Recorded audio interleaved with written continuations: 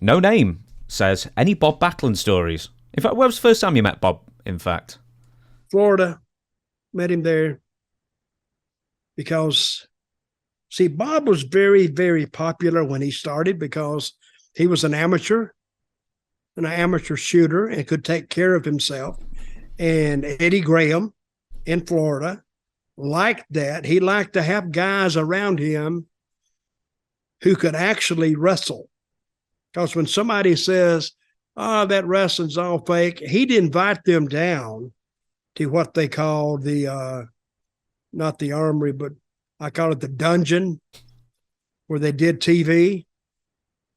And I used to have a tape of a training session. They beat this one poor guy half to death.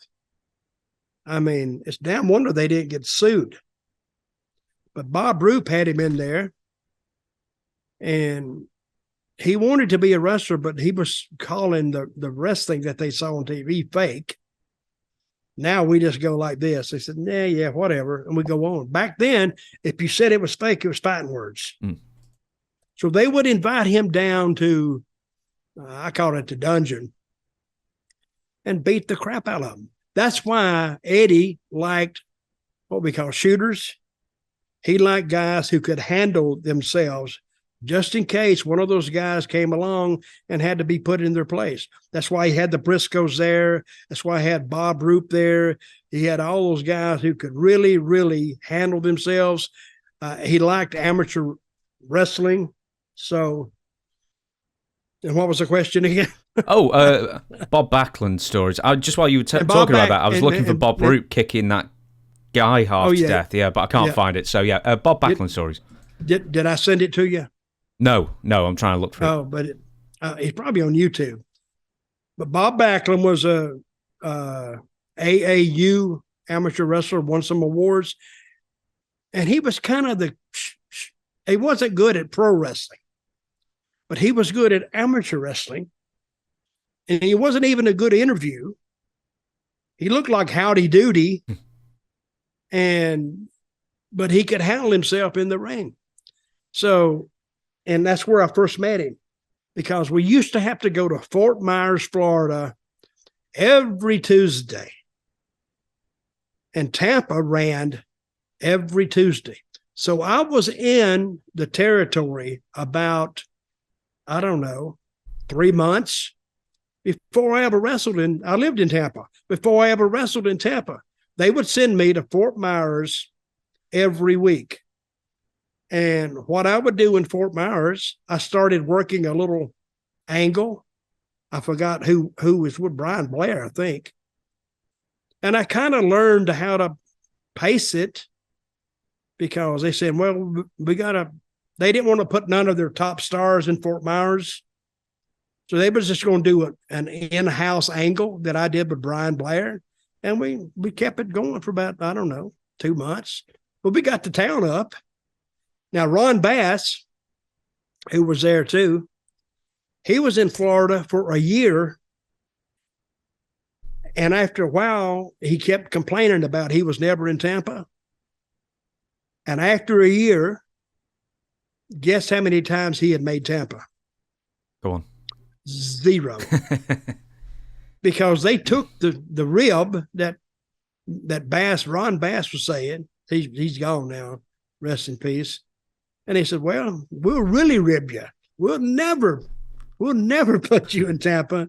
And he left Tampa the first time in Florida, and he had never worked a town. Crazy.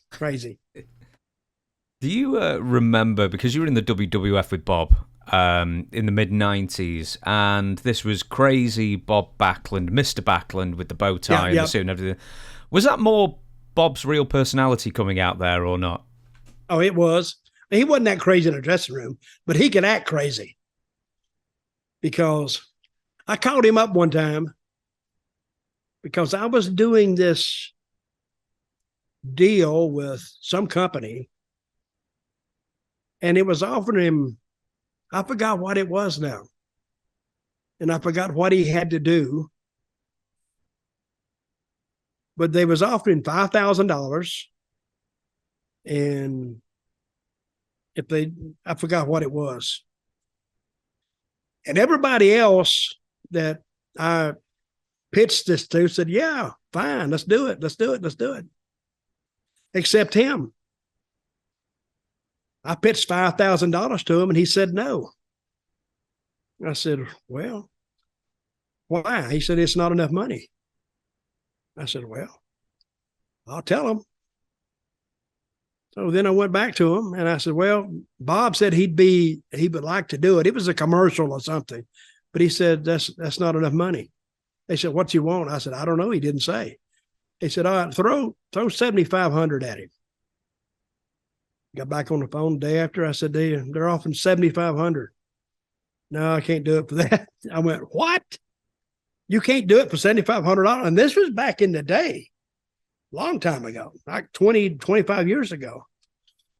I said, well, what do you want? He says, well, 10 at least. And I went, 10? So I called him back and I said, I found out what he wanted. And they said, what? They said, 10,000. And he said, no, we can't do that. Just tell him thank you, but we can't do it.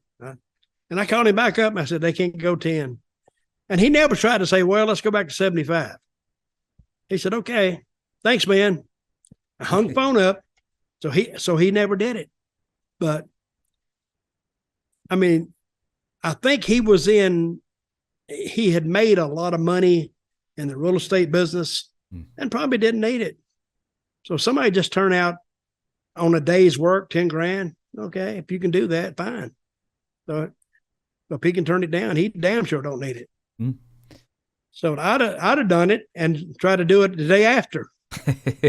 I said, let's do it again. But he was a good guy and but a little bit odd.